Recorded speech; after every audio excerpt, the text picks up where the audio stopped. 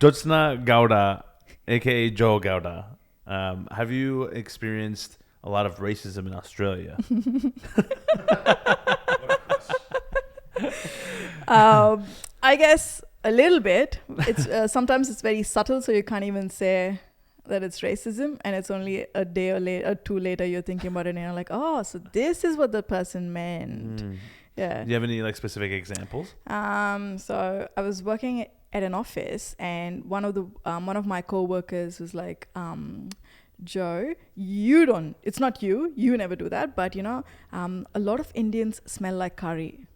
No She's way. like, I swear you don't, you smell really good, but so many Indians that I've met, everybody smells like curry. Why is that? And Jesus. and genuinely I was like, maybe because they work at a restaurant, like like if you're a chef or a waiter, I can assume that yes, you will smell like curry. But it was only a day or two later, I was like, hang on a second. How many chefs and waiters is this woman meeting? Yeah. That she thinks Indians. So she just, classified everyone under this one thing. She just got rejected by too many Indian guys. I think that's it. Maybe. That's a good theory. Yeah, it's a good theory. Maybe she's waiting at the restaurants, talking shit to fucking Joshi and fucking, Raj. Sharmas, yeah. Patels, yeah. What's Sharmas? Sharma is another surname. It's usually from the north of India. Is that near like Punjab? I would say, I think there's a few Punjabi Sharmas, and probably I'd say Maharashtrians, maybe Madhya Pradesh. So these are all the different states in India. I'm going to say a bunch of them. Yeah. Have you ever caught or have you experienced any blatant racism in Australia? Because I know Australia, and I've talked about this with a couple other comedians in the past episodes, but Australia is apparently like super racist. But I personally, like, I haven't really experienced that at all. But like, I can see when people walk by me sometimes, they're like, "What the fuck? What's this guy doing here?" Right? Like, he's not one of us. Yeah. So I was just like curious to see if you ever like felt anything like in your face more. Yes. So this was at another workplace that I was working. I used to work as a migration agent, so I did visa applications. So I used to work, when you need a visa to live in Australia, you go to a migration agent and they do your visa application for you. So I used to work a really nice office, nice, lovely ladies. So there was an Indian kid who was, I think, studying to be a mechanic, he was working as a mechanic, and he was studying a particular course. And so he had two options to get his visa. One is through his education, and the other one was through a job, like a job visa, where an employer sponsors you. So this guy, being an Indian, smart kid, went for both the options. So he did it through his application, just based on his qualifications, his English tests, and all of that. And then he also did an application with his sponsor, like a work sponsor. He had two visa applications in the pool. He ended up getting it through his qualifications, just based on his own qualifications, right? So the migration agent rang up his Aussie employer to let him know, this guy has actually got his own visa application through himself, so we don't need your work sponsor visa application. We're going to withdraw that application. And so the Aussie employer says to this lady, he goes, "Oh, that's all right. I'll just go to the next 7-Eleven and pick up another one of them." Wow. It is so crazy. Oh my God. The craziest thing, Neema, was the lady, my boss, came back and reiterated the story to me. And she was so happy. She was just genuinely laughing. She's like, "Can you believe he said that? He said he'll just go to the next 7-Eleven and pick up another one." And she was just she found it hilarious. And I just stood there and I was like, what is happening right now? And I was like, how am I meant to react to this shit? And again, it was like in the moment, I just let it go. And then it was like maybe weeks later that I was like, oh my goodness, this country is so far a little bit, screwed up. Wow. So I don't know what's worse, the person exactly who was saying the 7-Eleven thing, or the other person relaying this story, but laughing about it to you. Yeah. Like, I don't know. Exactly. That's what I thought. It's like, so they don't even have that respect to not share that kind of, racism with another Indian person. And they're like, it's just funny. It's just funny or whatever. Or just like have the decency to be like, oh, that was pretty messed up. I'm sorry that you have to go through this, because that's crazy. But so when I started, I wasn't doing comedy then when I was working as a migration agent. But so when you first came from India, you started working as a migration agent right away? So no, not right away. I did a couple of jobs here and there, and then I got into this field as a migration agent. But when I started doing comedy, which was years after I left the job, that became like the basis for one of my first jokes. So I just go up on stage and say, I know what you're thinking. Have we outsourced comedy? That's the first joke. And then the tag for that was, if you're not thinking that, you're thinking, if she's here, who's looking after her 7-Eleven? And then everybody thought that I was, making fun of Indian people. But I was like, no, you don't know the backstory to this. I know what these people are thinking. That's what they think, that we belong in 7-Elevens or in taxis. Yeah. And they actually do, apparently. Yeah. The girl who said that was a visa agency, like an immigration agency, that said that whole 7-Eleven thing. That's so wild. Yeah. That's insane. I swear that's got to be an HR violation. Somewhere. Dude, that office would be like, it should have its own TV show, I think, just with the kind of statements that were coming out of, because in a migration agency, you work with so many immigrants. That's crazy. You work with so many different kinds of immigrants. You work with Indians, Vietnamese people, Sri Lankans, Pakistanis, every nationalities, they're Colombians, and they would just make comments. Sometimes even I think, make comments. It started rubbing off on you. You're like, those freaking Sri Lankans, god damn. Or those Vietnamese people are so annoying. Just freaking immigrants. No, I would just, it's like, what's funny is funny, but stuff like this, like, treating them as a commodity where you're thinking you go to the next 7-Eleven and just pick up another one, that was disgusting. Yeah, that's pretty wild. Like, I mean, it's different if it's like a friend saying something like this and you're just joking around. Yeah. I think that's totally fine. Yeah. Because like I would say that to my friends too, like my Indian friends. But like we have this rapport already that like, we get each other. 100%. And like same way they'll say something about me, like, owning a Persian rug store or like smelling like cologne or whatever it is, right? It's typical stereotypes. But someone like that who clearly is just hating is, I don't know. Like I said, I feel like I think that's actually way over here in Australia. I realize it's not penalized enough. I think I think people get away with that shit way too much still. Yeah, and it's like this lady who heard the story and came back and retold me that story. It's like even she could have been the middleman where she's like, okay, I'm not going to repeat this to anyone else, but then she came and repeated it to an Indian person. Well, that's the problem. Is like it starts with someone trying to at least like fix this problem of like nipping in the butt right away. But then like the fact that she's like relaying it to you is completely oblivious to what's even happening. But I feel like that's I think that's actually the culture in Australia in general. I found and a lot of people say like, oh, like Australia's racist and it's openly racist, and I feel like it's gotten better, but they're like, yeah, we're so much better now. But I'm like, guaranteed most of these people, especially at comedy shows, I realize that most of these people, they'll probably go home and talk so much shit. They would say some crazy shit in the privacy of their own home. So I don't think it's any less racist. It's just like more closeted, but I do agree that in the last few years it has become a little bit better, but like you said, they're just not vocal about it, but it's still lingering in their brain, in their hearts somewhere. It's just not coming out of their mouths. The other night I was doing a gig at a club, and I was talking to an Indian woman, and we just had this little back and forth, very funny. And then an Aussie man, I would say he's probably in his 60s, 65. So we finished talking, and then he goes, "Are you both relatives?" The Indian audience and me. And I was like, dude. Like, of course. And I was like, I can't believe, first of all, leave the jokes to us, comedians, we'll do it. And I was like, I can't believe you sat on that for that whole interaction and you thought you had something really funny to say. And that was your line. That was your line. Where and he probably like came into it like, oh, I'm going to fucking crush with this line. I mean, his face was probably like, But is that your relative?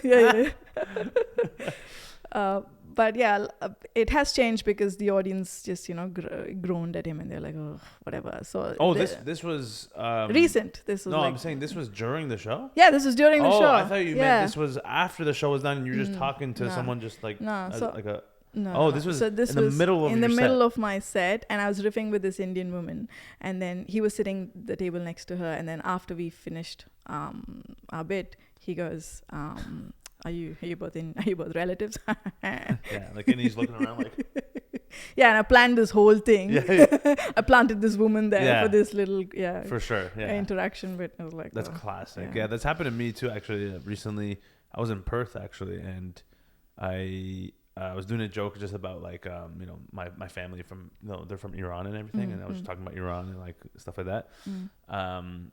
And after the show was done, I was just like at the door, just ready to leave. I was just like packing my things up, and then this older white guy, comes up to me. He's like, "Hey, mate," and then he just walked out, and I'm like, "What the fuck?"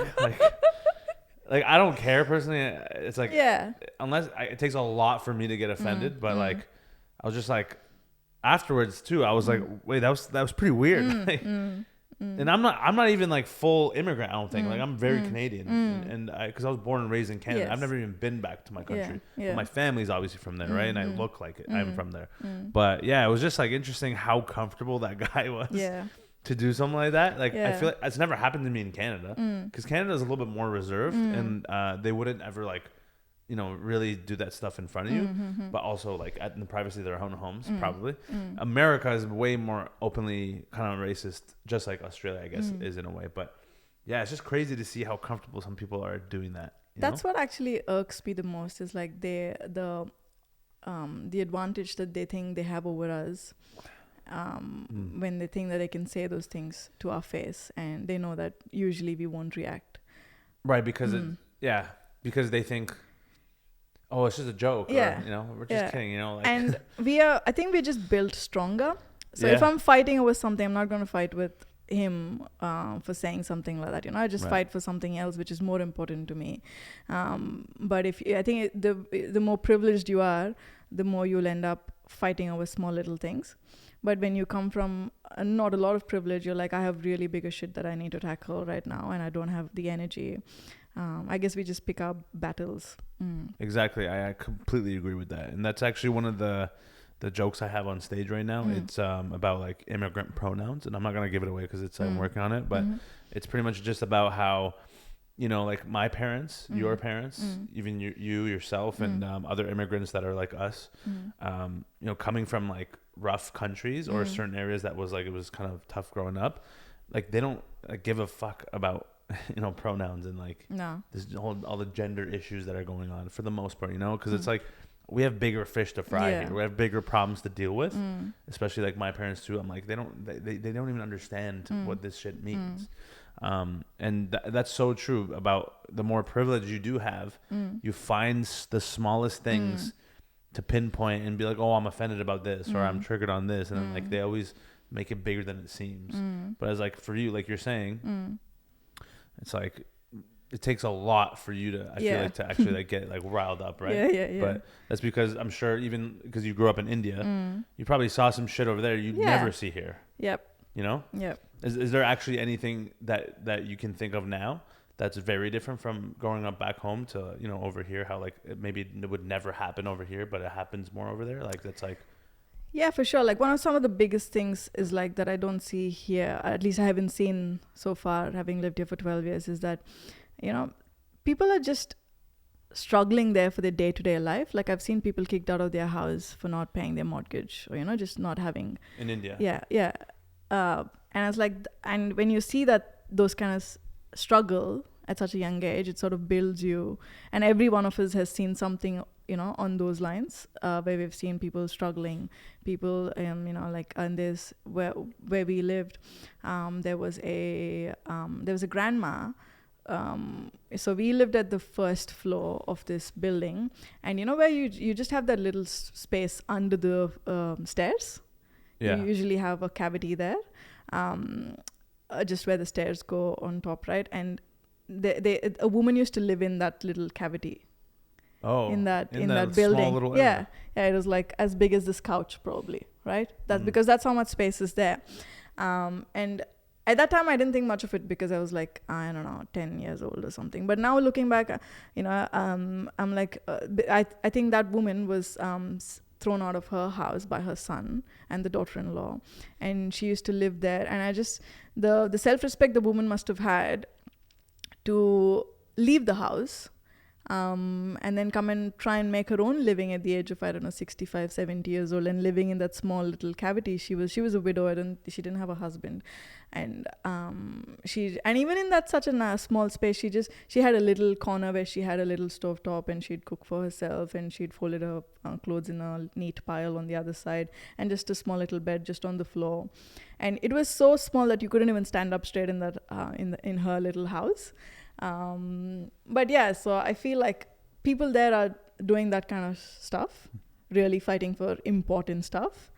And here sometimes we're just cranky about silly little things. Yeah. And I agree, because I feel like in India and even in Iran, like from my parents, like where they grew up too, like the poor people there and in India too, like they'll find ways to live in a small little area like you're mentioning. Over here, and it'll be normal over there. They'll be like, oh yeah, it's normal. But then here, if someone saw that, they'd be like, oh, poor this person. Like, fuck, like they would feel so bad. They'd be like, oh man, this guy is like, life is garbage, and they would feel terrible, and they'd be, it would just be this whole thing. But back home, I feel like it's more normalized. Yeah, and I agree with what you're saying, Neema, because that grandma, that lady, she had no self-pity. Self-pity? She was not wallowing in her situation. Right. She was just so spirited, and she'd still cook for herself. She was not, she was like, I'm not going to cook for myself today, or I'm not going to wash myself today. She'd still do everything, and she was just so, I don't know, proud of herself to still get out of the situation that life threw at her. Yeah, that's why that's what I'm saying. I feel like immigrants like that, they're way more resilient growing up, just from like seeing their parents and how they grew up. And then like when they get older too, they're like, oh well, it is what it is. If I don't do this on my own, no one's coming to save me. Yes. But over here, maybe you'll have a little bit of like Centerlink or stuff like that. Like the government will help you. Over there, like, like what the fuck? No one's coming. Do whatever. Yeah, no one's coming. Like do your own thing. And then that's what I'm saying. Like people are way more resourceful. I think because of that reason. So that's why I feel like it does rub off when they come to westernized cultures like Australia or Canada, for example. My parents, they take that mentality from their country and they bring it like back to these countries, and it's like no wonder the stereotype is always like, like with Indians or even like Persians or like Middle Eastern, it's like always like getting the best bargain. Yes. What's the best deal we can get, because they know what they came from. Yes. Yeah. So then like it's such a big thing in both of our cultures.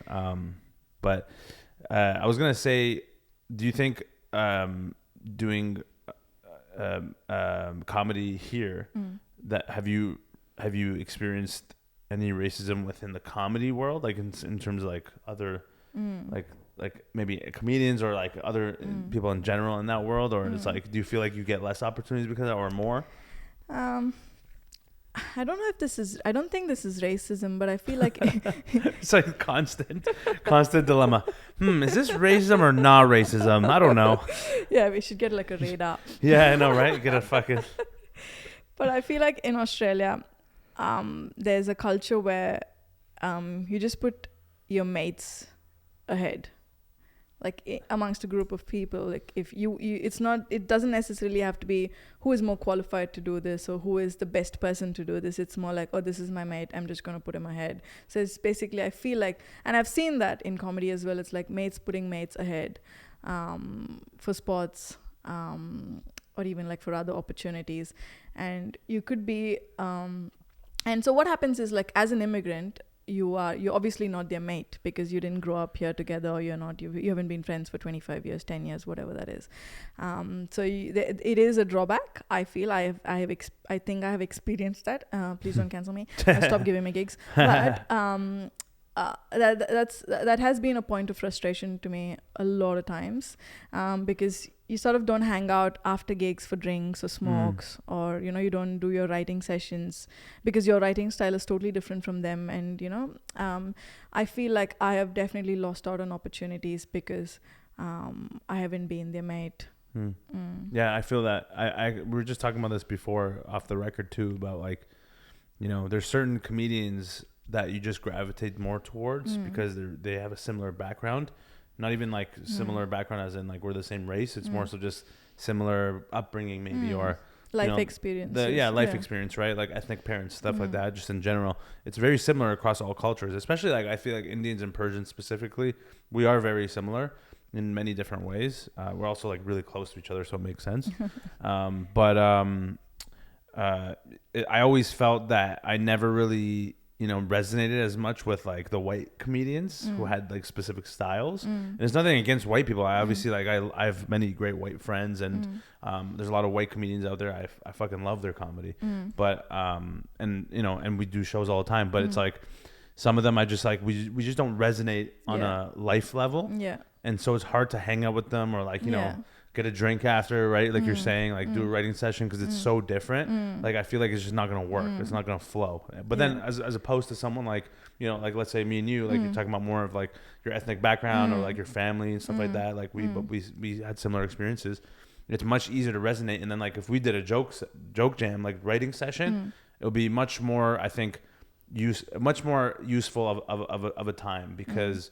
We actually understand each other. Like our mindsets are very similar in that way, I think. So I think it's great to have both. But yeah, I also think that, I forgot to ask, have you seen these videos of Indian street food, of like the Indian guys cooking with like with their feet and everything? With their feet? Yeah. Have you seen that? Oh yes, I have. I have okay. Like them kneading a dough, but stepping on it. Yeah. Like what are your thoughts on that?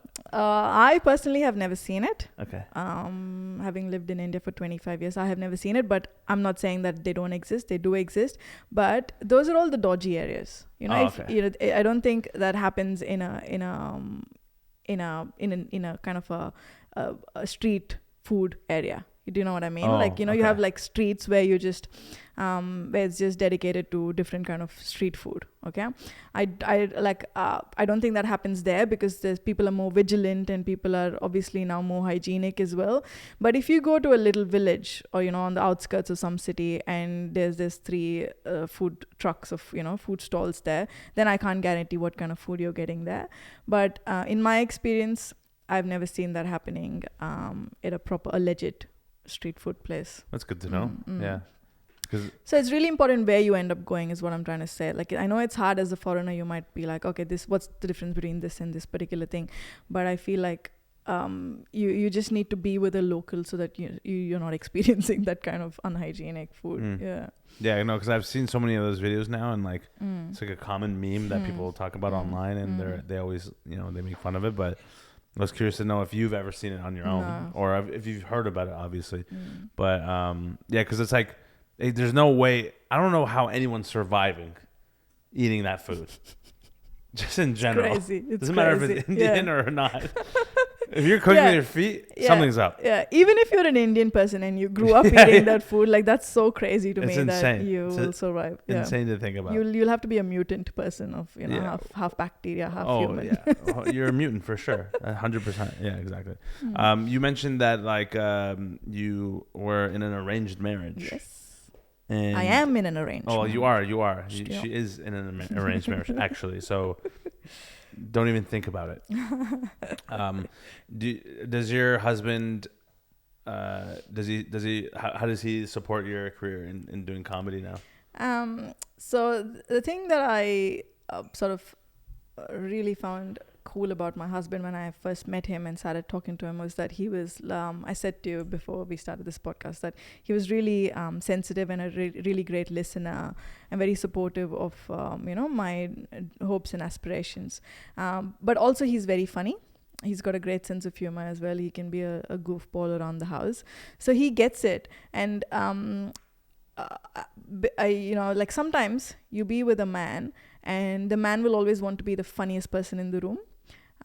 But even before I became a comedian, a stand-up comedian, even when I was just Jo, his wife, and I would have something funny to say, he never tried to outdo my joke or outdo my story or anything. He'd be the first person to laugh at something that I said, and I just found that immensely cute and attractive as well. I was like, oh yeah, a man who's not insecure. Right. Yeah. He's not a beta. Yeah. He's an alpha. That's a true alpha male. Yeah. Someone who's really secure about this relationship and about himself as well. So when I said I'm doing comedy, everybody, it just made sense to everyone around me, including himself, and they're just like, yeah, this is perfect for you, because I was always the funniest person in my friends group or in my family or whatever, but I never really thought of doing comedy, because growing up in India, that was never really a career path. I just assumed people were just born comedians. I didn't know that it was a path that you can work on and to become a comedian. But I moved to Australia, and when I had my daughter, I had 2 years off work. And she was, I think when you're a new mom and you're looking at this beautiful little child that you have, and you're hoping that they get to do whatever they should do in their life, whatever they want to do. And I just had one of these moments where I was like, hang on a second, you're not even doing what you want to do. How are you going to teach her to push herself, And it was like one of those penny dropping moments. And I was like, okay, fine. I think I can do comedy. Let's give it a go. And I signed up for a comedy workshop, or 2-day comedy workshop, because I was like, I'm not just gonna, being an Indian person, I was like, I'm just not gonna go into open mic and do it. If I'm doing it, I'm doing it with some structure. Yeah. Right. And I was like, okay, this workshop sounds nice. The lady that was running it had been doing comedy for 25 years or something, and she's done this course for 10, 15 years. And I was like, okay, this sounds good. She was here in Brisbane. So I did a 2-day workshop, and after the workshop you have a graduation course. You do like a 5-minute set or something? Yeah. And I did that set, and I did really well. It was a full house. I think there were like 130 people in there or something. And I just got the biggest laughs. And as soon as I got the first laugh, I was like, this is where I belong. And I was like, fine, I need to do this. I need to do this. This is what I hope I'm meant to do. And my husband was there that day at the graduation course, and even he saw me. And it was just like magic, It's just one of those moments that really changes your life. Yeah. And then, since then, he's just always been supportive of me. And he liked to give me tags to my jokes and everything, which I never take. How dare you criticize my joke? Yeah, but it's really cute watching him. He'll come up with a premise, and he's like, hey, why don't you do this? And it'll be the most dog shit premise ever. Do you ever tell him, like, no, honey, it's not going to work? Or you're like, oh, yeah, it's so funny. Yeah. I'll just be like, oh yeah, actually there might be something in there. I'll think about it. Okay, yeah. Wow, you should be a comedian. Depends what mood I am in. If I'm true. Snarky, I'll just be snarky. Yeah, you're like, no, don't ever do that again, please. I'm annoyed by you. Yeah. That's good. That's very nice that he's supportive of that. I guess you knew that going into the relationship, because like you said, we were mentioning before about how arranged marriage is also different from back in the day till now. And would you say your arranged marriage is more along the lines of the more modern way of thinking about it? 100%. So with the modern arranged marriages, and I can't speak for everyone, but in my experience and in watching my cousins who have also had arranged marriages, or my friends who've had arranged marriages, the way it's done now, it's more like it's an array. It's a selection of boys or girls, and your parents are just looking out for you, because in India it's so easy to get into a dodgy relationship, and things can really go wrong. I think your parents are just trying, with 2 billion people, I think your parents are just trying to make sure that you end up going into a nice house and they know the family and your future is secure. I think that's what the logic is. And of course people bring their caste into it or religion into it. That also exists, but I feel like it's all going away slowly. You just end up seeing or meeting a handful of boys. It's like a lineup in a criminal lineup. It's like, do you recognize any of these? It's like which one is it? It's like a degustation menu, You're like, not for exactly. me, thank you. It's a taste test, yeah. So with my husband, the same thing happened. Like, we got introduced, and I think he messaged me on Facebook. we got talking, and then I met him when he was still living in Australia. So he came down to India for a couple of weeks. We ended up meeting in person. I made sure he had his limbs in place. That was your deal breaker. Listen, you could be the worst person in the world. As long as you have limbs, you are mine. Yeah. Wait, because that was the first time you saw him in person. Yeah. But you saw pictures of him. I'd seen pictures of him, and I think we used to Skype each other a little bit, but I'd only see the top up. I just want to make sure that you couldn't see the limbs, just the face. Yeah, just make sure the torso and the rest of the body is all, symmetrical. Yeah, exactly. Yeah. Please, I need this. Yeah. So yeah, I think we just clicked together. We had a lot of things in common, and he was just a nice, lovely person as well. A good boy. A good boy. A very, very good boy. Good Indian boy. Yeah. Yeah. That's nice.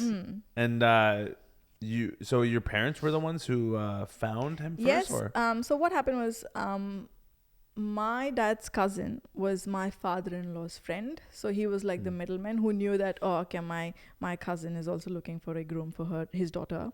And this friend of mine is also looking for a bride for his son. And he's like, hang on a second, how about I put these two together? I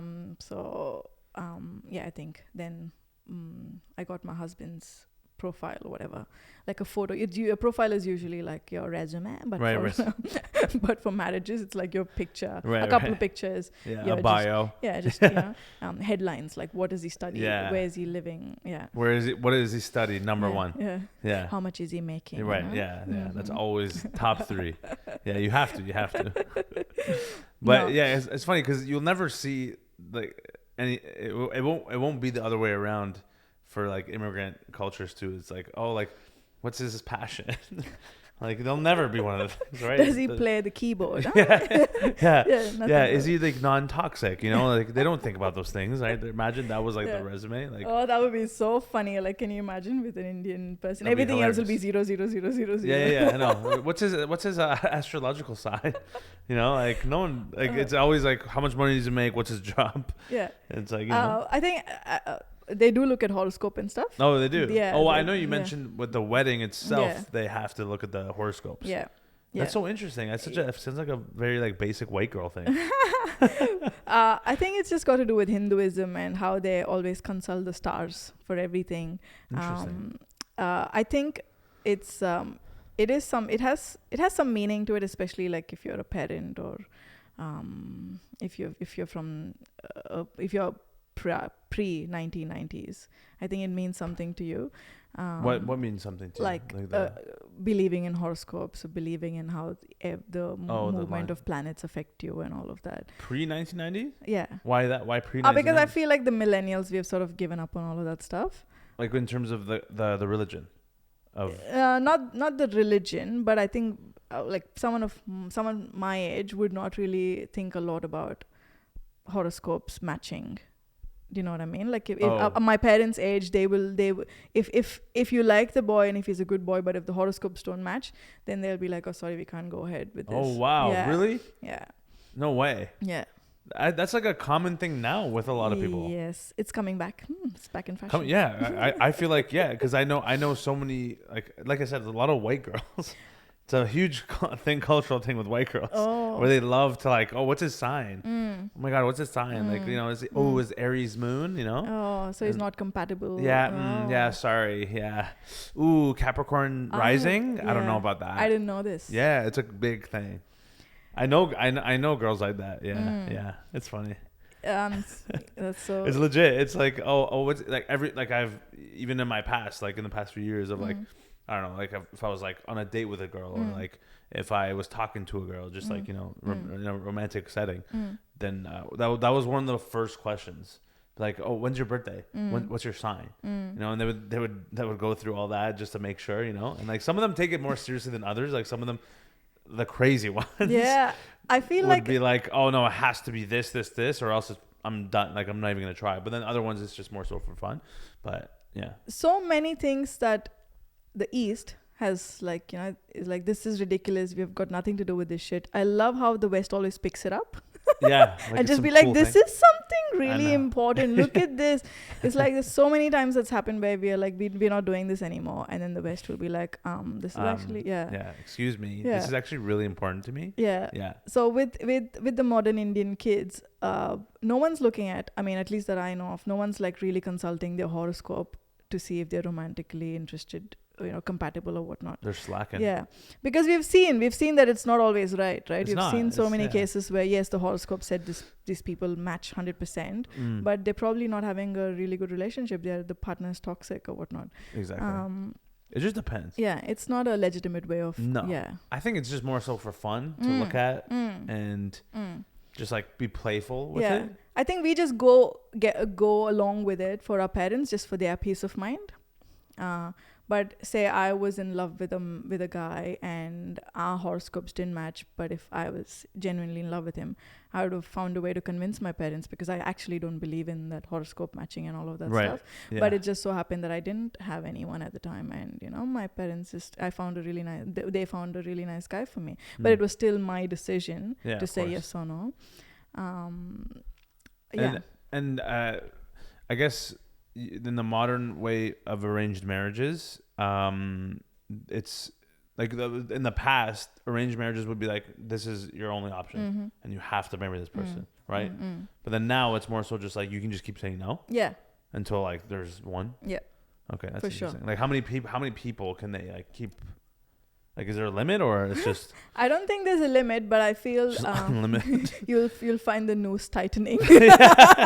You're like, okay, honestly, at this point, any boy will do. All right, just find something. Yeah, please. Yeah, I think what's crazy about this is my theory. I might be wrong, right? But I feel like the boy is also in the same situation as you are, and the boy is also kind of not desperate, but just eager to finally find someone that matches his interests and settle down.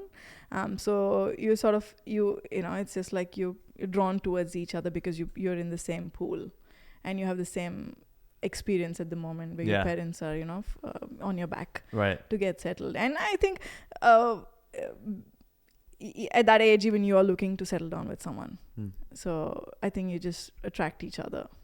And does it matter, obviously with your family specifically, or just in general, like they have to be Indian? Yes, I think, Like even like your specific religion too? For sure. With an arranged marriage, for sure.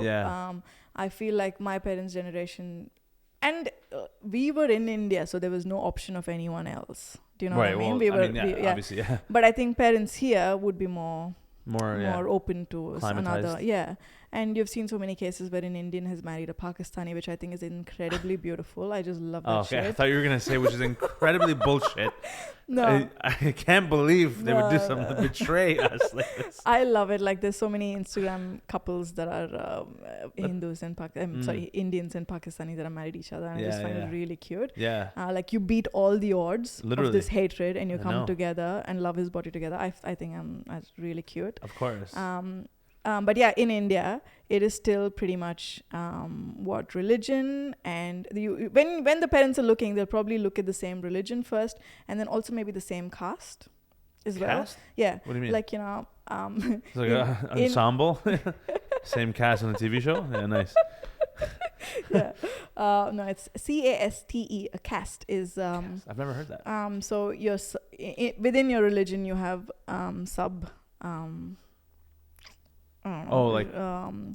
sub-religions, like kind of sub-religion. I'm butchering it. Sorry, I don't believe in casteism, so I haven't really looked it up or anything. But it's like, so you'd have like a Brahmin would marry a Brahmin. Do you know what I mean? Or like, for example, in Christianity, you have Protestants, you have Catholics, Anglican, and evangelists, whatever. Exactly. So something like that. Subgenres, So those matter too. Yeah. It has to be the same subgenre too? Yeah, for some families. Damn. So specific. Yeah. It's like, how many are left? Exactly. You're making these options obsolete. And I feel like you end up marrying one of your cousins. Because if they've just been marrying each other. It eventually gets so specific. Okay, beta. It's your cousin. We ultimately wanted to get here. So just take it, okay? For some people, it's important. Yeah. My parents were a bit lenient about all of that stuff. That's good. But yeah, that those things do exist. Yeah, I think it's definitely it's gone a lot more lenient in the Western world, where I've noticed with my own friends too, like they're dating other races all the time. Yeah, and they're Hindu or like the other religions. I think it's I think it's great. I think it's good to mix it up. I think that's how it should be. Yeah, that's how it should be. Well, I think there shouldn't be restrictions, a lot of restrictions, but also like, I don't know. I feel like there is some value in still having some boundaries, maybe, or like maybe not in boundaries, but more so just maybe like a, kind of a standard. I think there should be some standard still of like, okay, like maybe the core values should still align. You know, it's like I think those still matter. It's like if someone's background or religion or ethnic culture is completely different from yours. And it's hard to like connect. Maybe like it's not the best option, but it's like someone like like me and an Indian person or like Asian. I feel like it's very similar already, so it kind of helps. But or even like Italians, I feel like are a little bit similar to Indians in terms of like family or same exactly Greeks, Italians, like big families, good food too, best food. And I agree. I like that. It's like somebody's race or religion shouldn't stop you from spending your life with them if you think that your values match, and just because they're not a particular type, that really shouldn't stop you from exploring that opportunity, at least exploring those options. I feel like sometimes we're just so rigid on ourselves, where you're like how some people will have I'll only date white people policy, or some people just are just into Asians, and I feel like that's so creepy. Like it's like a fetish. Yeah. No, that is a big thing. I wonder why. I don't know what the real root cause of it is. I've heard it's probably because they think that Asian women are more submissive and they can be more dominant. It's like, I feel like that's guys, the guys. Okay. The guys think that's what happens. I have no idea. I don't know anyone who has an Asian fetish. What? And I'm glad I don't. Yeah, I don't know anyone off the top of my head. I'll think about it though. There must be someone out there. Just me going through my friends, seeing who they've dated in the last 5 years. Okay, yeah, maybe this guy. Pretty sure this guy's giving me weird Asian fetish vibes. Maybe this guy, yeah. Yeah, no, I agree. I actually do think it is a real thing though. Asian women typically are known to be more submissive. I think in their culture, it's like an actual cultural thing where like the men, they typically want the women to be more submissive. So I guess that makes sense, but. The Asian women that I have known are the opposite. They're just so much more outspoken, and they know what they want. And I do not picture them as being submissive at all. But maybe romantically, it's probably a different story. But the women that I know of Asian heritage, they're always more like this tiger mom kind of that kind of attitude. Yeah, I mean, it just depends, I guess. I don't know enough about it either. But I also have never really been with an Asian girl before, so I don't know. But. There's also a thing with black girls too, like a black fetish with the white girls fetishize black guys. Yeah, that's a big thing too. But I think everyone's like, it's because of like the slave reparations and like they want to like I'm so sorry for my ancestors. I thought it was for biological reasons. Yeah, maybe that too. Yeah, but I think that's a big common thing within the culture as well. Is like a lot of white girls will take all the black guys, and the black women hate that. Yeah. And they're always like, yo, stop taking our black guys. Yeah. But then the black guys don't want the black girls. They want the white girls. They want the white girls. Oh, crazy. For that same reason of like, I don't know, it's this weird like inherent. Yeah. Is that a word? Yeah, inherent. Weird inherent thought that goes back hundreds of years of like the dynamic between the white and black people. And that's why I feel like they gravitate more towards each other now more than ever.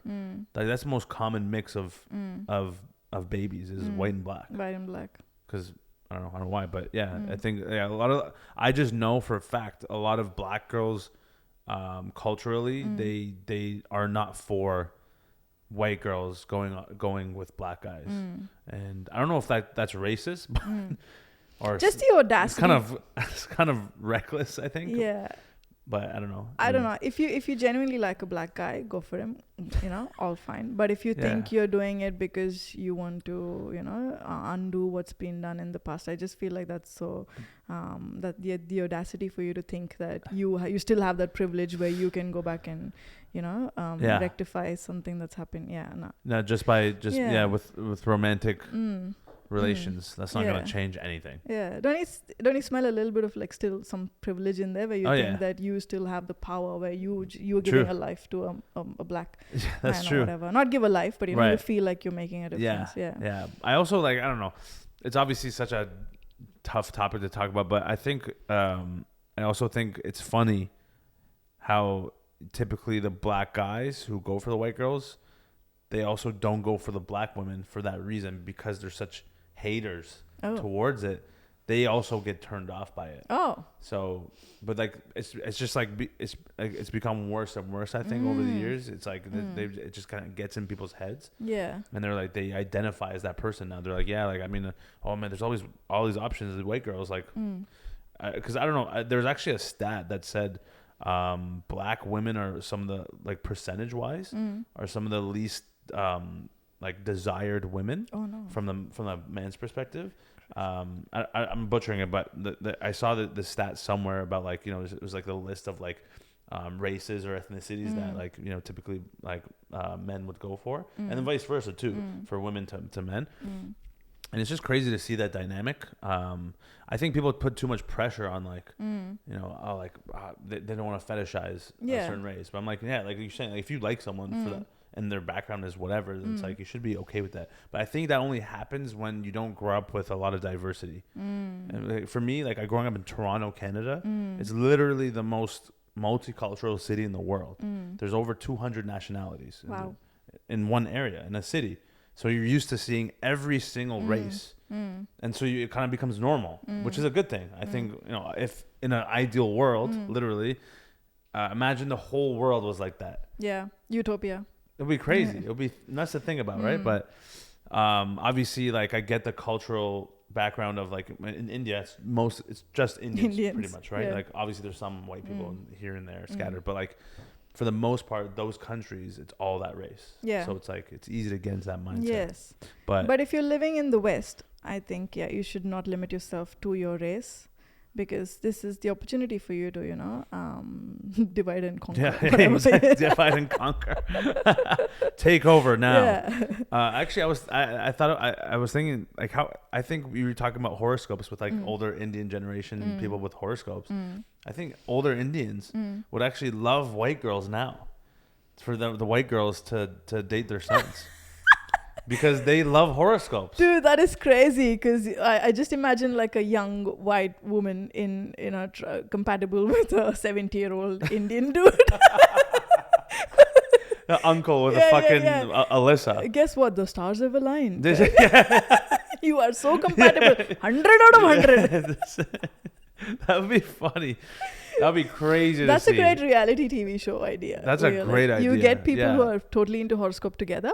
And then you just match them, and it's like the worst combinations of I actually had an idea for a dating show for me. It's a big idea, but would be me going on dates with girls of different horoscopes to see who I align with the most. Ooh, love it. It's good, right? Yes. It'll be a cool, like, episodic thing, Yeah. Each episode is a different horoscope. You could, like, to take it down to the next level, Neema, I think you should interview those girls and find out who they're compatible with, what sign they're compatible with. They're compatible, And you could just pretend to be that sign. Oh, that's funny. And then just flip it. Interesting. So they think, and then they're like thinking, oh, he is Pisces. I am so good with Pisces. And then you're like, actually, I'm a Scorpio. But guess what? You still like me. You know, that's a great. See? Oh, okay. That's funny. It's like a little prank. It's like a social experiment. Yeah, like an experiment. Yeah, because then you could, at the end, the reveal could be like, either you were right or wrong, or whatever. Maybe there's a rating scale or something. I don't know. That could be funny. It's a good idea. It's like a placebo effect, isn't it? It's a placebo effect. Yeah. Where you think that'll be the name of the show, placebo effect. I think we're onto something. If you're watching this or listening to this, I'm gonna make this. I swear to God, if anyone steals this idea, I'm gonna be pissed. Joe's gonna take this idea back to India and just make a killing. I'm gonna make a huge, even billionaire. I'm just gonna enjoy, teeing up an old Indian guy with a young white woman and just seeing them right? bicker. Yeah, because that's the thing too. Is like white girls. It's funny because a lot of white girls. I mean, I'm just saying white girls as an example because that's mostly who I've heard this from. Mm-hmm. Because their thing is always like it has to be like I have to be aligned with him, like our signs have to be similar. So I'm like, then you don't care what they look like or who they are, right? Yes. So then why then you shouldn't have a problem with a 7-year-old Indian man. True. If he's so aligned, then go, right? Yeah. And then you align, and then you get together, and he's like, "Oh, that's too much cleavage. Please cover it. Please. That, please. Yeah, I can still see your face. Cover half of it." That'd be crazy seeing an uncle with a white girl. Yeah. That'd be too funny. All the aunties just jealous. Like, uncle, you don't like me? The auntie's trying to sabotage the white girls. This is the problem with society. This is the problem. They took my country, now they're taking my manners. Oh, that's great. Oh, man. That should be a show. Yeah. I think we discovered something here. You're going to be my co-producer. Love it. I will be, yeah. Because, you know why? Because we're going to take this to India. We're going to strictly do it in India. You're going to be the assailant for India. The headhunter. You're going to be the headhunter. You're going to find all the talent. You're going to find all the 70-year-old uncles. Bring them to me. That's actually now in my dream job.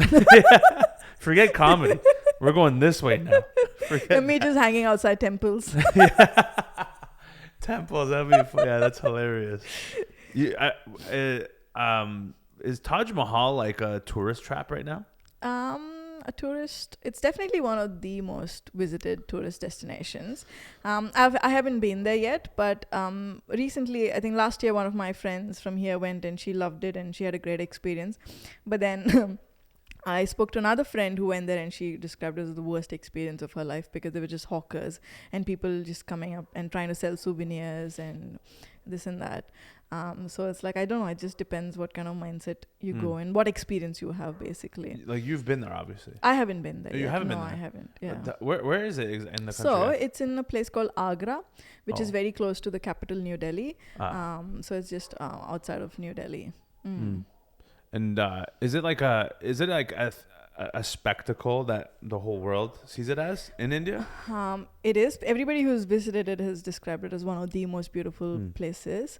I think just in terms of architecture and engineering, it's like so beautiful. Yeah. But also the backstory to it and everything, it's sort of, I don't know, it has a historical significance for people. I just haven't been there because I'm from the south of India and I never really got a chance to go up north of India. But it's definitely one of the places that I'd like to take my daughter and visit. Yeah. Because obviously it would be a dream to go there for me as well. I've always wanted to go to India in general, but I'm sure there are other. Because Taj Mahal is a temple, right? Yes. So I'm sure. Not a temple. It's a mausoleum. Oh, a mausoleum. Yeah. Oh, okay. So this Emperor Shah Jahan, who built it for his wife Mumtaz Mahal, and I think they both are buried there. Oh, okay. Inside that.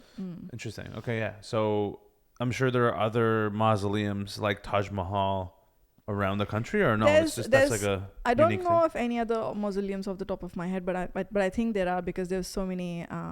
India was ruled by the Mughals for such a long time, right? Yeah. But I think Mughals or the Mongols? the Mughals. Mughals. The people from Persia and Arab countries. Yeah, my people. What do you call them? Mughals. Mughals.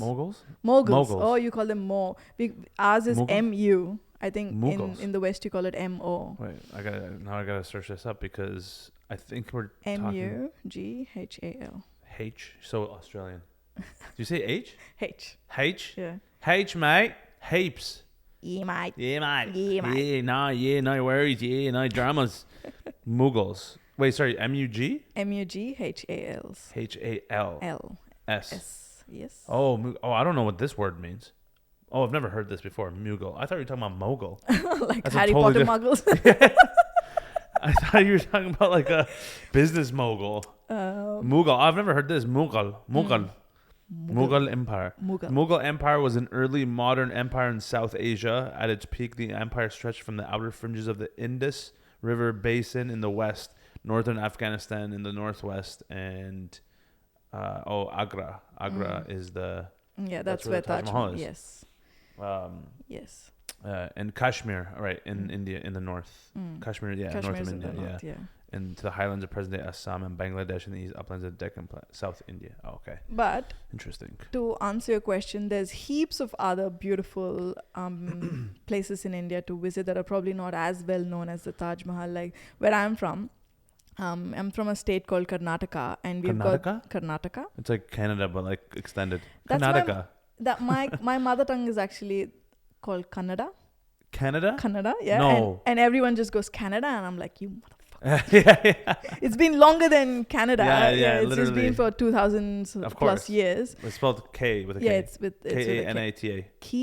K-A-N-N-A-D-A. Kannada. Oh, Kannada. Okay, yeah. Kannada. Yeah. Okay. But everybody that I say that to here, everyone's like, Canada? Canada? I'm like, fuck you. I've been there. Yeah. Oh, it's a great country. In my state, there's a beautiful palace called the Mysore Palace. Mysore. Yeah. And I think it's one of the most beautiful places on earth. I've visited there multiple times. You could look it up. It's like one of those quintessential Indian palaces. I just feel like it doesn't get as much publicity as the Taj Mahal does. Well, I mean, the whole country is massive. So many people. There's only so many things anyone could point out and be like, oh, this is huge in India. It would be endless. And also because I think people from the West usually just go to Taj Mahal. That's why it has more publicity. Course, and Princess Diana visited the Taj Mahal famously alone and sat there alone. So I think that definitely made it more popular in the West. What would you say would be like the if I were to go to India, what would be the best three things for me to do or check out when I go? Okay. So for you, I would say you could add the Mysore Palace on your list because it's so beautiful. Every person that I meet and they tell me they're going to India, I feel like you should go to this place. And you also can go on safaris and see Indian elephants, even spot a tiger or two, leopards and stuff. So that's all in the same state. That'd be cool. So you could do like a trip there. The Bengali tigers? Is that what Bengal tigers? Bengal, yeah. But they're found in southern India as well. And then you could definitely spot elephants, like even wild elephants sometimes on the road. Like you'll just be driving past and you could come across an elephant. That's crazy. Yes. And then you'll find so many peacocks. I don't know if you've seen a real peacock before, but they're so magnificent as well. Like they're just in the wild. Yeah. Wow. And then you'll see a lot of birds, obviously, like native to India. What else? Oh yeah, and I'm partial to this because I'm a South Indian, but I feel like everybody in their life has to try our breakfast. It's called masala dosa. Oh, I know like that. You know that? Yeah. So you should definitely have that in India, and you should eat it with. It's called a vade. Okay, it's vade, like I know people call it a savory donut, and we hate it every time they compare that savory to a donut. We're like, fuck off. No, it's not a savory donut. But it's made up of fermented dal. Yeah. And you just deep fry it and you eat it with the spicy chutney. Yeah, the chutney. Oh my god, that's too good. And if you go there, you're hitting 3 birds with 1 stone. With the you go to the palace, you go to the sighting, the wild safari stuff, and then you get to eat all this amazing food that usually is not popular in the West. You know, the dosas and the idlis and the vades are not popular because everybody's into the creamy North Indian food, which is your naan, which is delicious, your naan and your curries and all butter of that. chicken, exactly, samosa. Yeah. So you get chutney. And I think with the South Indian cuisine, it's mostly coconut based rather than creamy North Indian, which is more cashew nut and dairy based. I feel like that's something new that you try. You know, having gone to a different country, you always want to have new experiences. Right? So I feel like that is something that everybody has to do. And this is all in your state, you're saying? Yes. Yeah. Selling Karnataka tourism. Canada. Hey, now I have to go because I'm already in Canada. Yeah. now I have to check out Indian Canada. I think it's your moral obligation, Canadians. It's literally a moral obligation for me to check out Canada and India. Now I have to. And Mysore Palace, you said? Mysore Palace. Yeah, and they also have a really good dessert called the Mysore Pak, which is like there are 2-3 variations to it, and it's made up. It's like filled with ghee. Okay, like we love ghee. Yeah, you will love it. It's so good. And I'm sure you cook with ghee here. Yes. How different is it from back home to ghee to here? It's very similar. It's very similar. I think in Australia, one thing is we're very lucky. We have access to all these fresh produce and that's true. Really amazing products that we can get from India because we're a little bit closer to India. But I've seen ghee made in New Zealand that is sold in Australia as well, which is pretty good as well. That's the one thing actually I've noticed heavily coming to Australia compared to Canada is the quality of food is a lot better in Australia, in the Western world at least. It's much, much higher quality. The farms are fantastic. You can actually find proper grass-fed, grass-finished, like real beef or lamb and stuff like that too. In regular grocery stores. Back home, we'd have to drive 2.5 hours to a farm. Really? To go to a butcher to pick up meats. That's crazy. And put them in boxes. Drive all the way back, put it in our meat freezer. Oh no. Yeah. But like here, I can just go, like we can go the day of, an hour after, cook it and eat it. That's true here. You also get it in your grocery stores like your Woolies and Coles, but you also have like a local butcher in every suburb. Right. They are pretty good as well. And they make their own marinades and stuff. So yeah, we're spoiled for choice here, I'd say. What's your favorite dish from India? My favorite dish, I would say, is a biryani. Classic. Yeah. Isn't biryani like a Pakistani dish? People say it's from Persia. And Persian? Why? I mean, Persians invented everything. Just like Greeks invented everything. Everyone invented everything. Okay. So I have a Persian friend and he always likes, try to throw that in my face. He's like, Persians invented biryani. Yeah. But I think Pakistan also will have great biryani. I just imagine them having amazing biryani. Yeah. Because again, they had the Mughal influence in some parts of India also have the same Mughal influence. In fact, I was on a vlog, I think I saw the other day, somebody tasted the biryani in Karachi, Pakistan and Hyderabad, India.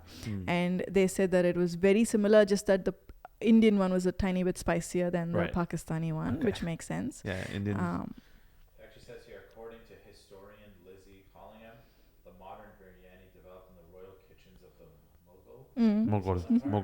But it says it's a mix of the native spicy rice dishes of India and the Persian polo, which is rice. Polo is rice. Yeah. Indian restaurateur Chris Dillon believes that the dish originated in Persia and was brought to India by the Mughals. Yeah. How could you not know this word, man? Mughal. You are the Mughals, guys, and you don't even know. Mughal. The media mogul. I think that's where it comes from. The media moguls. Yeah, that's what I was referencing at first. That's what I thought you were talking about originally when you said Mughal. There's meat. There is meat. So we, because in India there's so many vegetarians, they do so many versions of it. But the one that I'm talking about is the one with meat. So you have the chicken biryani, the mutton biryani, and then the vegetarian biryani, which is not really a biryani. It's just if it's a biryani, should be with meat. Yes. Yeah. I think. There's a food reviewer, Sunny. Yeah. Best ever food review show. It's like the most watched travel food show on YouTube. Okay. Very, very highly. He went to a part in India where they're doing beef. Like they sell beef. They cook it on the street food and it's in the biryani. That's like not allowed, right? I don't know if it's. I don't think it's banned all over India. I think you'll find pockets in India where beef is allowed to eat. It's kind of like illegal firearms in the U.S. It's like they're in a back alley. They're in a back alley. Yo, do you have any beef? Come on, just hand it over. It's more like raw milk there, not like Yeah, in Canada we can't have raw milk. Oh. Yeah. Wait, what's the deal with beef? It's sacred? It's sacred to Hindus. I think it has a lot of religious significance within our stories and all of that. And some Hindus believe that every part of a cow represents a Hindu god. Every part of a cow, like yeah, there's a lot of gods, and there's a lot of a cow, right? Yeah, that's true. There's a lot of parts. That's true. So they found the biggest animal to fit all our gods in, I guess. But I think it comes from a place. This is my theory. I think it's because we were all farmers, right? And a cow is really beneficial to a farmer. Like it gives, and it gives you milk, right? And then everything really. And you use it to actually harvest, like, the crops and stuff, like you plow the land with a cow. So I feel like it comes from that theory where, like, okay, we're not going to kill this animal because it's actually useful to us. And then slowly maybe that became more religious. This is my theory. I could be wrong. Do you eat beef? I have tried it a few times. I'm not a big fan of beef. Really? And you're Hindu? Yes. Chetan said that too, remember? Yeah. This, we're recording this, right? Your family sees. My first bite, the first bite I had, I could just feel all my ancestors rolling in their graves. I just had this tingling sensation in my body. I'm like, all the ancestors are like, the aunties are just waiting. They're like, how dare you do this to us? My DNA is like, what is she feeding us? Yes, I'll eat chicken, lamb. Yeah. Lamb is amazing. And mutton? We call lamb or goat mutton. Oh, good. Or goat. I feel like in Bangalore, especially, mutton is lamb, but I feel some people call goat as mutton. Well, mutton is not the term for the meat. Yeah. I think it's probably that, but for me, mutton means lamb. Yeah.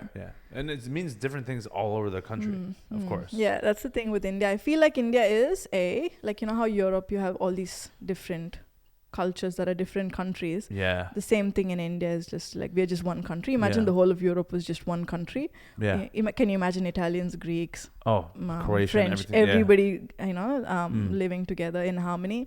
That would be crazy, but also very beautiful. So that's pretty much India. We're all like so different to each other, but so same. And we just live in this chaotic harmony.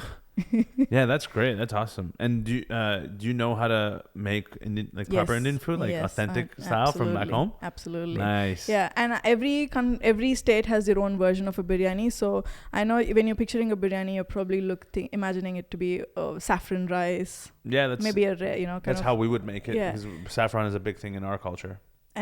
But the way we would make it is it's a bit more greenish or brownish even. Yeah. More turmeric. Yeah, more like mint leaves, more green chilies, because that's what we grow, and we use that in our dish. Yeah. Yeah. It's a variation, but still very tasty. That's what you make the most? Yeah. Is that your favorite thing to cook? Yes. Biryani. Yes. With the green chilies and the mint leaves and the coriander. And what kind of meat? A lamb. Lamb meat, yes. That's amazing.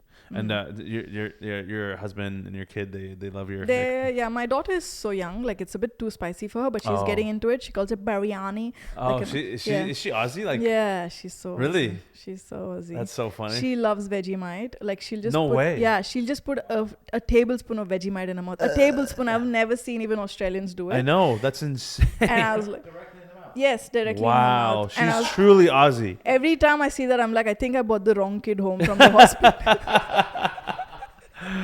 No butter, no, like no marmalade or anything. I make Vegemite sandwiches for her, and as I'm making the sandwich, she can't even control herself. She's like, "Mommy, please, can I get a little bite?" And then she just dunks this whole spoon into it, and then just eats. Oh my! And she'll go for a second spoon or third spoon as well. Depends how lenient I am that day. I'm like, And she's just started school last year, and the whole year I have packed Vegemite sandwiches in her lunch. The whole year, every day. And it was only because when she used to go to her childcare, like her kindy, they would give lunch there, and so I didn't have to pack any food for her. But now in school, I pack her lunch, and I just wanted her to get into the habit of eating her lunch by herself. So I was like, for the first few months, I was like, fine, it's just a habit. I just need to build the habit, and then I'll change. Wait, like what do you mean eat by herself? You don't want her with the white kids. You're just stay on your own, please. You remember you're Indian. Like in your kindy or in your childcare, everybody just gets the same food. Because the childcare provider is serving, and everybody just gets the same food. But I just wanted her to get in the habit of opening her lunchbox, seeing what's there, and just eating it without waiting for, like, I don't know. I just felt like just getting her into the habit. That's good. And I was like, okay, fine. She wants to eat that. That's what I'll send. And then I was like, we can't live like this. I was like, I cannot live like this. And my husband and I had never bought a bottle of Vegemite ever, having lived here for 10, 12 years. And then it was only last year that we bought like a small bottle, and then we went to Costco and got the giant. The massive one. And that's all her. She's eating that's only. all her. You don't even touch it. No way. No. It's gross. I think it's gross. Yeah. Apparently it's good when you know how to make it. But I'm like, I don't see a scenario where I'll like it. Yeah, it's for people that are allergic to taste, for flavor. Yeah, I know, right? Yeah, exactly. Who wants salty Nutella? Yeah, please tell me. Exactly. It's just salt. I don't taste anything else in it. And it's just, so metallic as well. The taste is like you're eating iron. I know. Damn, that's crazy. She eats it by the spoonful. Yes. I've got a little video I can show you later. Oh, yeah. We'll watch it after. Yeah. That's amazing. And so you think your kid is pretty Aussie? And, I don't think I ever pictured my child sounding different to me. Right. But now her Australian accent is becoming more and more pronounced, and it's just so funny to me. Like I'll say something to her and she won't understand it. Like I think I was dictating a story to her. I wanted her to write something, and I was just telling her a story, and I said there, and she goes there, and I was like, no, there. And then she's like, you mean there? And I was like, no, there. Yeah, there. And then she's like there, and we were just going back and forth, and we just couldn't she just couldn't understand what I was saying. And I was like, how would you say it? And then she goes, it's there. It's there. In her. Oh man. And then she says last year. And I was like, for us, for Indians, it's just last year. But for them it's year. Yeah. And then for us, year and year is all the same. It sounds the same for us, but for her it's year, and that's last year. And I was like, oh my goodness. But this is good comedy material, so thank you for that. There you go. Right? But she sounds so, and then she says stuff like, I was drawing. Like, that's a big thing I picked up on. I saw it coming, Mom. I saw it coming. And I was like... What did you soar? And then she says India, because everything that ends with A, R, I know. They put an R there. Like, it's so weird. Yeah. That wouldn't happen if you were raising her in Canada, just like, It would be It would be India. It would be there. Yeah. But Toronto sounds amazing. Like 200 nationalities. That's something like dream. that, right? Like there's like over 200 nationalities in Toronto. I think that's the stat that I saw. But it's melting pot. Every 2 seconds you'll see a different race walking by you. It's amazing. There's over 200 ethnicities, making it the most diverse city in the world. Yeah. Beautiful. Yeah. Most diverse. Yeah. It's awesome. It chaotic, or is it still... I mean... Depends how you define it. Yeah. I mean, it is nice, obviously, to have all these different cultures, but at the same time, there's still tension between different cultures. Like, inevitably, that's going to happen, right? Because when you have your own tribe and then it starts getting mixed, you get a little protective. And sometimes there is, like, hate crimes or, like, they're like, oh, like, there's so many of this culture here, but, like, they don't want it or whatever. But I don't know. I feel like it's honestly just human nature. Yes. Like, at some point, violence will ensue, like, for certain, to protect their own tribe of people. So maybe that might be the shitty part, but generally though it's amazing in terms of the food. I think because you'll literally get a Jamaican place beside like a Vietnamese place, beside a Chinese place, beside an Indian place, beside a Persian place, in one block. And so that part is great. So you can get anything you want. All the spices, all those kind of stores, the restaurants, the even fast food, right? It's like all there. But that's the thing I miss a little bit about Australia. I feel like in India, we get a lot of great Middle Eastern food. And I've been to Dubai as well and had this amazing like shawarmas and shish tawuk and those kind of stuff. Dubai, and you just don't get that here. I don't know why. It's a little bit whitewashed, the Middle Eastern food here, at least in Brisbane. Brisbane. We tried HSP. HSP, mate. That's like their closest thing to shawarma. And it's not even like shawarma. It's not even good. Yeah, it's just... I mean, it's okay, but it's not the same. Actually, in Canada, I'd say it's one of the best. Shawarmas? Oh, yeah. They crush in Canada. For sure. Ottawa specifically is placed Ottawa. It's a city outside of Toronto. It's nearby. It's the capital of Canada. Yeah. That place so far for me has been the best shawarma I've ever had. And I've been to America.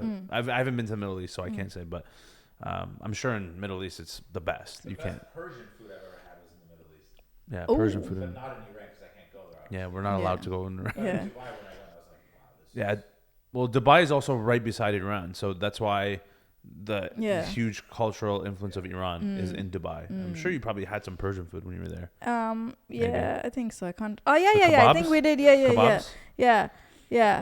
It's one of the major, yeah. And I also went to a Parsi restaurant in Dubai. Parsis are just Iranians that came to India and settled there, I think. Oh, Parsi? Yeah, Parsi. Is that what it's called? Yeah, Parsi. Oh, interesting. And I went to that restaurant, and that was also amazing. It was very Persian, like the food. You know, they had dried pomegranate seeds on the rice and everything. That's very Persian. Yeah. But saffron rice, basmati yeah, rice. saffron rice. Yeah. And I think I had like minced lamb curry. Oh yeah, minced lamb. Crazy. The kebab. No, it was not the skewers. I've had the kubide here. It's probably not amazing. Is it here? It's pretty good. Is it? Yeah, it's okay. It's. I just feel like they don't flavor it as much as they would in Middle East. For sure. Yeah. But it's still pretty good. What was I gonna say? Oh yeah. So the shawarma place that I had in Dubai knocked my socks off because they had actually potato chips inside the shawarma, not the fries, but like the crisps. Yeah. Crisps. Yeah, chips in the shawarma. And I was like, and you got a little crunch with every bite. I was like, this is crazy. It was amazing. It was a nice little surprise. I love surprises. Yeah. Especially when there's chips. Yeah. And it was not like fries. It was like actual crispy chips. And I was like, this is amazing. Baby. Yeah. Damn. Whoever thought of this I was like, is this how they make it in the Middle East? And we just forgot to add chips. Yeah, right? Yeah, seriously. You guys are slacking. You don't have anything like that in India, like wraps and something. It's not really a big part of the culture. I think in Kolkata, there's something called as a kati roll. Kolkata? Is it Kolkata or Calcutta? The British is call it Calcutta. But once they were gone, we changed. We're going back to all the original names. Like Calcutta now became Kolkata. Bombay became Mumbai. Yeah. Yeah, Russell's bit. Yeah, Russell Peters. Oh, what's his joke? How do I not know this? When he goes, yeah, when he said, "Oh, you're leaving." You're leaving? Yeah. Yeah. Mumbai. Yeah, because it was Bombay. It was Bombay. Yeah, that's a classic. Yeah. Oh, you're leaving? It's fucking Mumbai. Yeah, that's what we do. And my place, we were called Bangalore for such a long time, and now we're going back to it being called Bengaluru. Bengaluru. Yeah. Wait, so these are all like the British names? Yeah. For Indian so cities? Bangalore, Bombay, Calcutta, Madras. These were all English names because they couldn't pronounce the Indian names. Of course, and now that they're gone, we're like, hang on, why are we still sticking with those names? We have to change our names. Yeah. Interesting. So Madras became Chennai. Oh, that's Chennai. Yeah. Okay, nice. Yeah, and Bangalore is becoming Bengaluru. Wait, how the hell did it go from Madras to Chennai? I don't know. That's such a big difference. I think it's the Tamil name for Madras. Chennai is the Tamil name for Madras. And Kolkata is the Bengali name for Calcutta. And Mumbai, I think, is the Marathi name for Bombay. Used to be the regional name for Bombay. And Bengaluru is the Kannada name for Bangalore. The Canadian name. But isn't it crazy like how the language has been here longer than the country, and everybody just thinks of the country first when they hear that name. Yeah. There's so many Indians in Canada. Yeah. I think a lot of Punjabis. A lot of Punjabis. Yeah. Have you heard of Brampton? Yes. Everyone's heard of Brampton. Yeah, I've heard. I used to follow Superwoman for a long time. Oh, really? She's from Brampton. Okay, she's from Brampton. Yeah, she is. Yeah, she's not there anymore, I don't think. But even Just Rain. Have you heard of Just Rain? No. He's also from Brampton. Okay. He was one of my favorite Punjabi creators, comedians from Brampton, and he blew up too. Okay. And he has his own show on Crave now. It's I haven't watched it, but definitely gonna check it out. But yeah, there's a lot of good. The best Indian food is in Canada too, to be honest. Okay. Some of the best Indian food like I've ever had too has been like Brampton or like in Toronto. There's just like amazing because like the most of the Indians are in Canada, right? And they have at least good ingredients coming into to Canada, I guess. But also funny enough, I realized there's so many Indians in Brampton. you actually probably wouldn't even find the best Indian food at the restaurants. You should just go to the people's houses. Yeah. It's actually like, I think if someone opened up their house to like sell shit out of, it would do so much better. Yeah. Because that's more authentic. But like, I don't even know if any Indians are going out to eat in Brampton, to be honest, now that I think about it, you know? But yeah, I hate going to an Indian restaurant here because I'm already eating it at home. I'm like, why am I going out and eating the same food? Right. But with ours, it's different because we end up eating a lot of South Indian food, and that is a treat to us because then you're eating the creamy curries and the naan, which usually you don't make at home because you need a tandoor to make you need the whole authentic industrial system set up. Yeah, it's a fucking factory. Some Punjabis I've seen, they have tandoors in their house because I think it's a Punjabi dish, and they have a tandoor, and they also make the tikkas, like the chicken tikka and all of that in the tandoor. Oh man, that's crazy. Yeah. Yeah, I feel like that's a big Indian thing where like they don't really like to go out to eat. Yeah, Indian we don't food. compromise. Okay. Yeah. We will go and get the original shit. Yeah.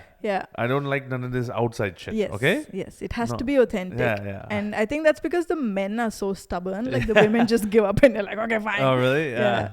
But do the men know how to cook Indian food? My husband knows how to cook. But some of my other male friends, they don't really know how to cook. They just rely on the women. Yeah, they rely on the women. Yeah. Okay. It's similar to Persian, I guess, too. Like Persian culture, like the men never cook. Yeah. For the most part. It's always the women. To be honest, I trust the women more to make the better food anyway. But I think there is something to say about like keeping traditions because you know, like with feminism and stuff, like nowadays, everyone, you know, I feel like it's all they're pushing all that independent women and like, you know, like no, like I don't need a man and all this bullshit. I personally don't. I think it's like a little bit too far when they think about that. I think the real definition of feminism is actually like it's great. I think it's great to, you know, empower women, but at the same time, I think there's certain traditions I think women should still keep, like like from traditional like cultural backgrounds. Like for instance, I think typically a lot of women do make better food. You know, I just feel like it's so ingrained. I think in them, you know. But the most famous chefs will always be male. Well, do you know what I mean? Like, well, I think culturally it's become like a more of like a fun societal thing to push male chefs, celebrity chefs. But I don't know. I think a lot of women are just like, I feel like it's in their system more, you know? I just think it should be equal. It shouldn't be the woman's sole responsibility to cook, because I love cooking, but sometimes I hate it because I've done it like 3-4 times in the week, and I'm like, okay, fine. Can someone else take over? Can I tap out? Can I tap out? Tag me in. Fuck. Like WWE. Yeah, literally WWE. Yeah, exactly.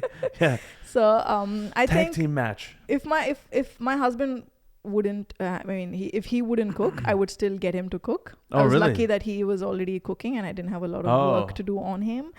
yeah, but still a little bit. Still not as great as me. Still working on it. But I think it's just good to it just becomes routine after a while, because you know, I know what you're saying, that you know, women are intuitively better at cooking, and some stuff we are just more better intuitively, but I feel like it just becomes so routine and monotonous after a while that you're like, okay, fucking just someone else take over, please. Someone figure it out. Yeah, I guess it depends on like on the roles too, or like, you know, in terms of work and like who's balancing what. But I do think like if there is a good balance, or you know, then it should be fine. But I mean, it also comes down to if you actually enjoy doing it too, or like, you know, if you as a woman do objectively cook better than the man, then it's like, I would want like the woman to cook more. But also like then that means the man should be fucking doing more on the other side too, right? It can't be like just doing nothing. Exactly. Right? I feel like weekends I end up cooking more than him. It's because he's doing all the yard work and he's, you know, mowing the lawn. And so obviously I'm just gonna cook because I'm not gonna do that, right? I'm like, just gonna let him do that.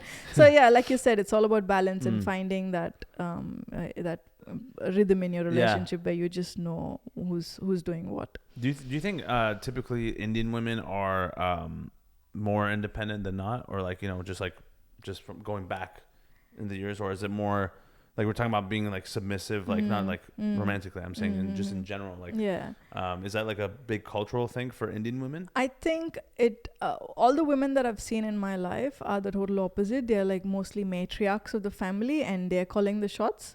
Like my grandma is still like, she's 90 years old and she's still calling all the shots in our house. Really? You know?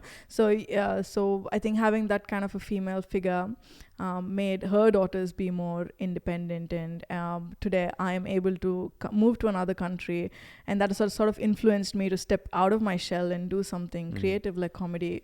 So I feel like it has ripple effects. There's definitely benefits of that, but at the same time I've also seen my friends' mums who are more docile, like, you know, just they're just happy to be in the house and just do the stuff and not really step out and do much.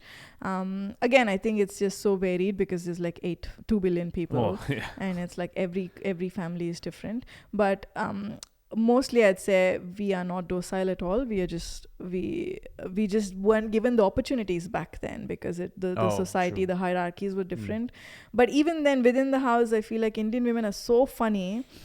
Just naturally just so funny, and they're able to roast their family members really well well.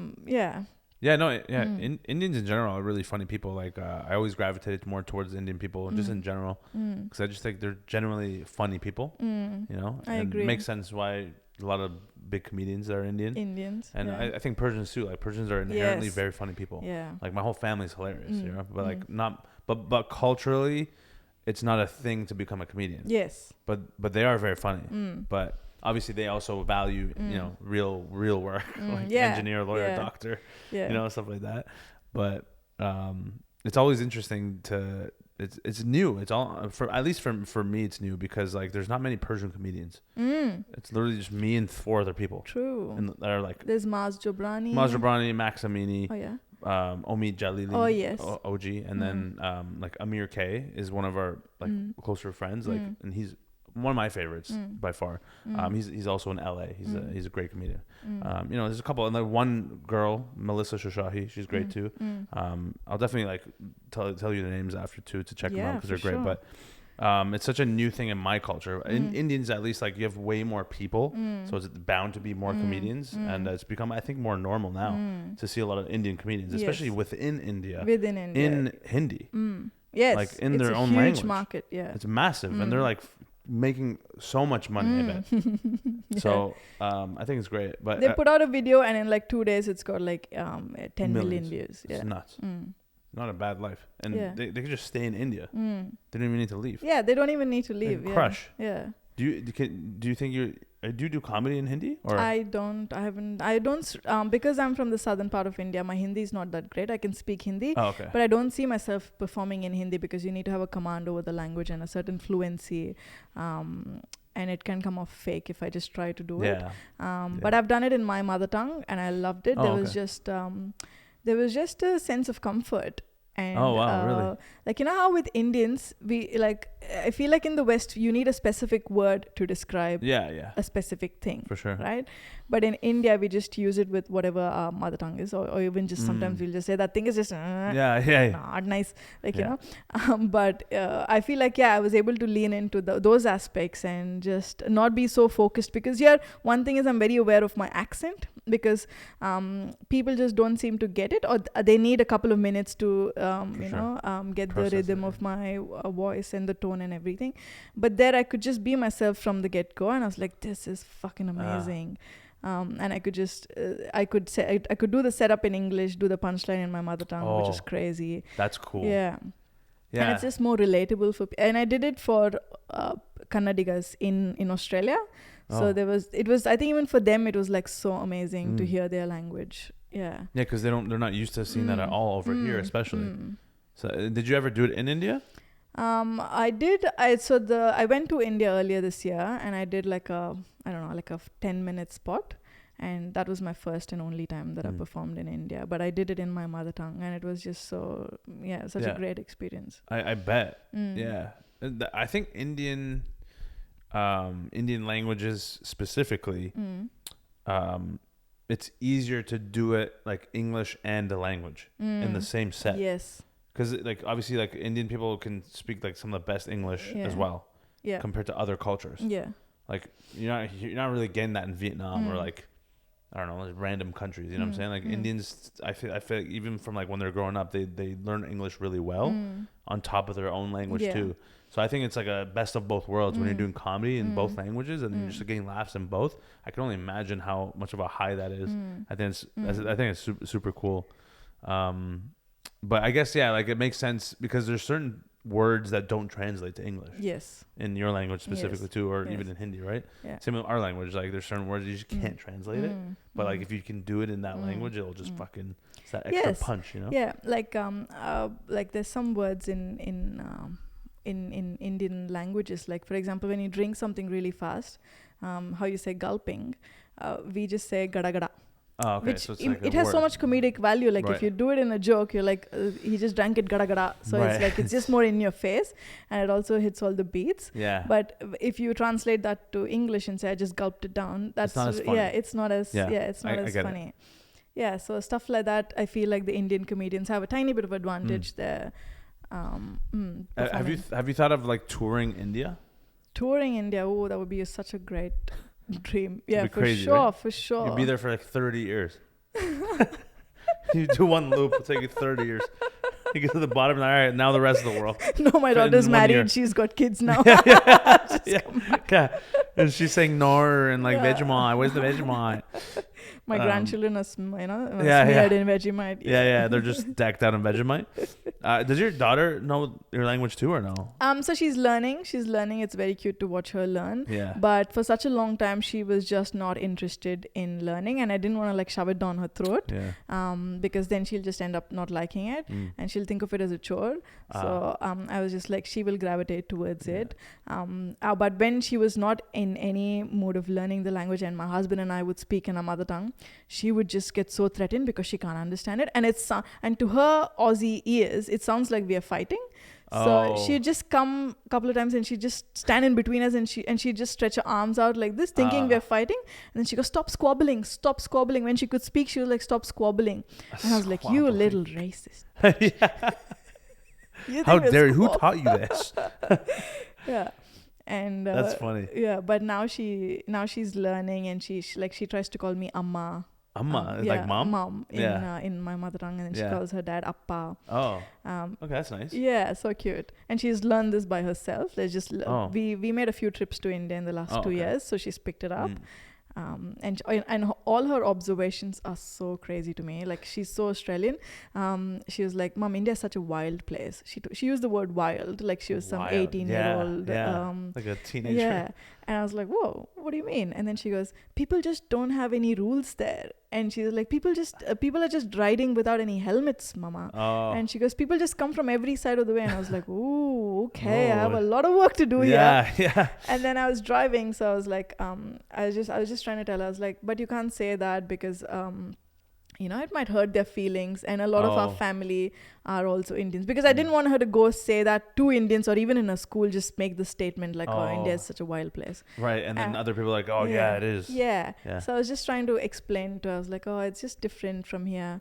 And then I said to her, even some of our family will get hurt if they hear you say that. And then she goes, not our family, Mama, they're all nice, it's the other Indian people that are wild. And I was like, typical. It's not great. That's interesting. So I get and she's what, 6? She's 6. Oh, okay. So she has a lot of time to still like learn and everything like that. And because that would be great, like if she can learn your language and English and both fluent, like that'd be amazing. I'd love her to learn our language, especially to speak to my parents and understand them and all of that. Because that's been a big thing for me growing up too. It's like, and for me personally with Farsi, our language, I don't know it fluently, but I can get around pretty much basically. Like I'll be fine to speak to my parents with like basic language. I can't talk politics with my parents. There's no way, that's not happening. I'm not that like fluent, but I think I know like 70%. My dad always told me like, you're pretty much like 70% there. Yeah. But that's at least like something, because I realized if I couldn't speak it at all, it would be really hard to connect with my mom. Because my dad, I can speak English with him and he's fine, like more so. My mom, her English is like much more minimal. So I realized that growing up, if I never learned, I wouldn't be able to communicate with my mom as much, and that would hurt. You know, I'd feel like shit now. Yeah. Because I'm like, I all those years, I wish I I learned, or like I could have put a little bit more effort. And I feel like it would be just really shitty. Yeah. And what a tragedy that would have been if you weren't able to converse with your mom, and she's not able to tell you how she feels, and you're not able to tell her. And it is tragedy, because I know some Persians, or even like other cultures, like even if there's Chinese or whatever, like that around my age, that can't speak their native language, and they can barely communicate with their parents. Yeah. They just kind of like talking like random words here and there and whatnot, or like they'll speak in their language and he'll like understand in the language, but then respond in English. And it's like they're just not as close with their parents. Yes. And I would hate that, because I hold family very close to me, and I value it a lot. Yeah. And I feel like it's, especially living in the Western world, it's become tougher and tougher to learn the native languages, and that's, I think, one of the bad parts about not being close to home. And it's because like if I have a family one day, like I'm not gonna be able to like teach my kids Farsi that well, and it's just like slowly but surely it'll just die off, Yeah. So it's nice to hear, obviously, like that you're teaching your daughter too, and like it's like you gotta get them like right away while they're young, And like you said, I think that's so true, because for the first 5 years of her life, we didn't go to India because COVID, she was very young when we went, and then COVID happened, so we just couldn't travel. And then in the last 2 years, we've been back a few times, and she's genuinely like naturally picked it up, because she's seeing more of, she's hearing, she's got more exposure to that language. And I feel like it's called your mother tongue for a reason, right? And it'll be such a shame if you don't end up learning that language. Like even if you're not able to write poetry in the language or whatnot, just knowing the basic stuff and then passing it down to your kids, even if it's just a handful of phrases or words or sentences, right? Just to get through. Yeah, it's just something. It's just it's so meaningful, and I think that is the sign of a good human being as well. Like when you value something as important as language, because like us, yes, we are.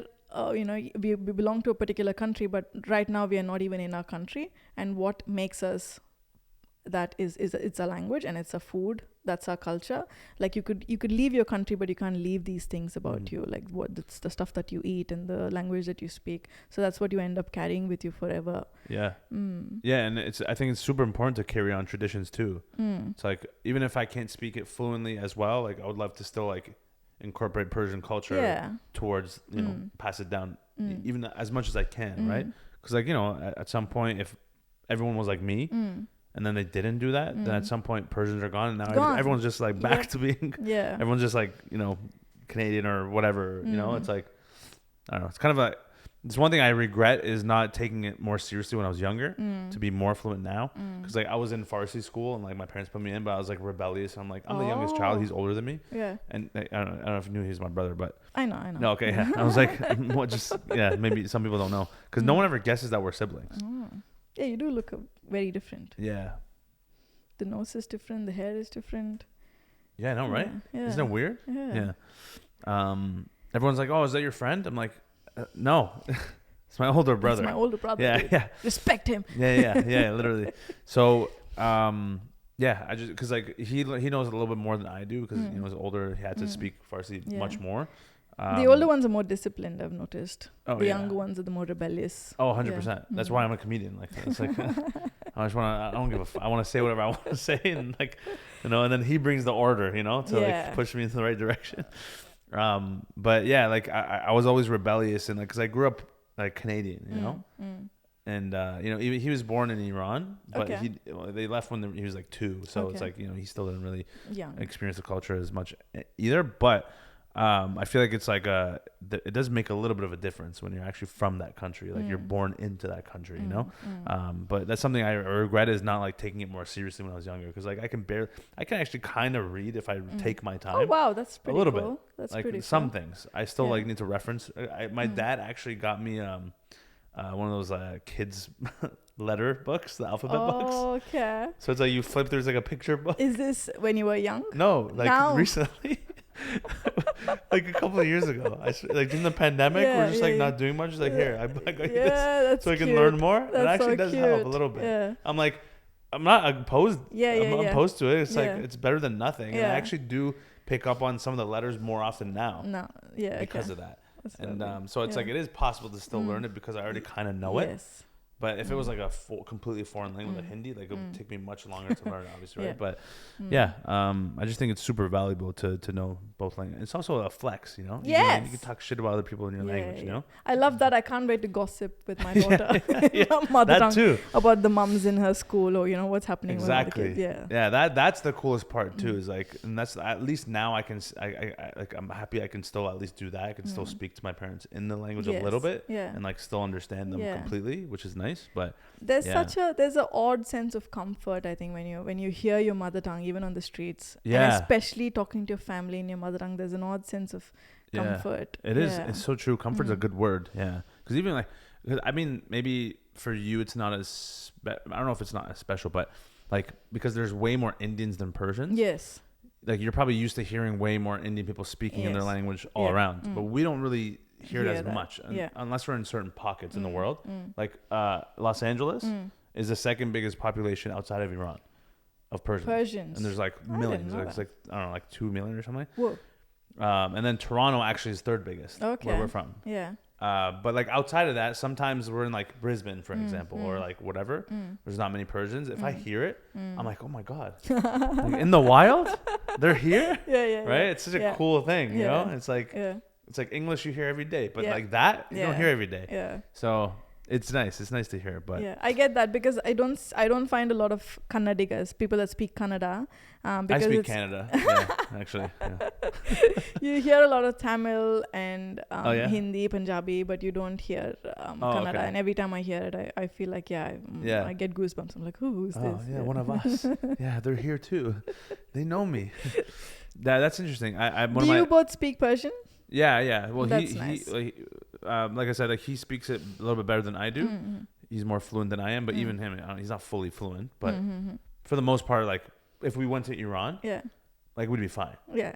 Like him more than me, but even me, I could get around pretty easily. Like I know more. I think I know the basics and more. So it's like I would be fine. But that's cool. I have some Persian friends, and like their mom came to live in Australia just recently, and I was like, I really wish you could teach my daughter some Persian. I just feel like it sounds beautiful. It is beautiful. They taught me a few words like chitori, kubi, kudam, merci. Nice. Those are good. It's good. It's good pronunciation too. It's very similar to like, I feel like there's a lot of similarity Hindi in the words in Hindi and Farsi. Like kanjus is apparently a Persian word as well. Kanjus, or is it an Arab word? It could be Arabic. Kanjus? What does that like mean? Person who's stingy, who doesn't spend a lot. Or maybe you could say it different. Kanjus? No, I don't think that's a word. Maybe I'm the wrong person to ask. Let me look it up. But there are a bunch. Like I can't think of anything off the top of my head because I was talking to Chetan, another. I know Chetan. Yeah. He was telling me there's a couple words that are very similar to Farsi in his language too. But I mean, it makes sense because, you know, like we said, like Persians and like, you know, Indians, there's a lot of Zoroastrians in India too, right? Yeah. It's like all mixed. Yeah. There's plenty of them. In Australia, there's plenty of Zoroastrians. Okay. Like it's like a mix of all of them, in a way. They're like Persian Indians. Yeah. I don't know if you know any Persian Indians. So there's a comedian called Ferdi Bilimoria. Oh, Ferdi. In Melbourne. Yeah, I think I just met him recently. He's Farsi. He's probably Zoroastrian as well. Oh, okay. Yeah.